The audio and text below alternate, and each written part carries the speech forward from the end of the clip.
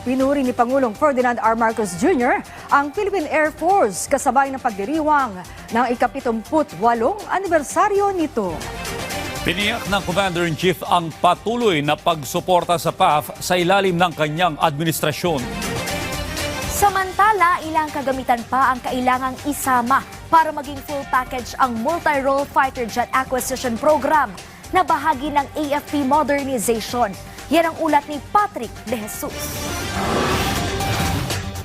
Nais ni Defense Secretary Gibo Teodoro na maging full package ang multi-role fighter jet o MRF acquisition program para sa Philippine Air Force. Dapat anya nakasama rito ang airborne warning and control system aircraft at mid-air refueling platform para matiyak na magiging tunay na epektibo ang pagkakaroon ng MRF.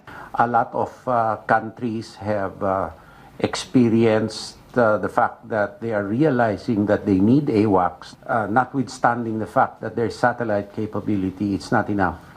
We need tankers and we need sustainment. I know the expectations of our people, but it is my responsibility to make sure that each peso spent can be supported and justified.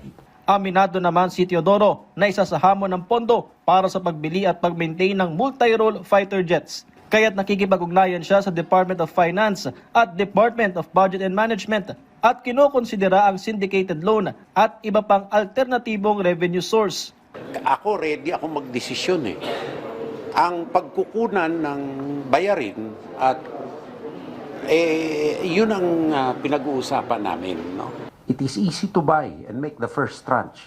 However, what we do not want is to buy, have orders, have deliveries, and not being able to use them to their optimal, for their optimal use, and just have them flying air shows.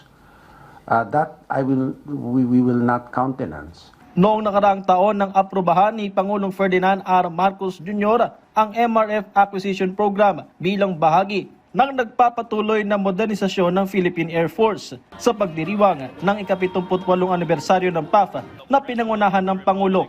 Tiniyak niya ang patuloy na pagsuporta ng kanyang administrasyon para palakasin pa ang kanilang kapabilidad. Habang umaasa ang taong bayan sa inyo, kayo naman ay may maaasahan sa administrasyong ito. Bilang inyong Commander-in-Chief, titiyakin kong buo at tapat ang suporta at malasakit ko sa inyong lahat na Philippine Air Force. Pinuri at kinilala naman ng Commander-in-Chief ang kahandaan ng PAF sa pagtugon sa kanilang tungkulin, kagaya ng pagresponde sa mga kalamidad at pagprotekta sa airspace ng bansa. I say this with great pride. The Philippine Air Force is a force on its own right. It is a credible, agile, essential to our country's aerospace defense. Bilang tugon, ipinangako ng Air Force na pagtutuunan din ng external defense alinsunod sa mandato ng Pangulo. To our Commander-in-Chief, Sir, when you challenge the armed forces to realign and sharpen our focus towards territorial defense, we understood the gravity of your mandate and the urgency of your vision. Together, we fly farther not just to defend the skies, but to shape a future where our Air Force stands ready, relevant, and resilient. Patrick De Jesus para sa Pambansang TV sa Bagong Pilipinas.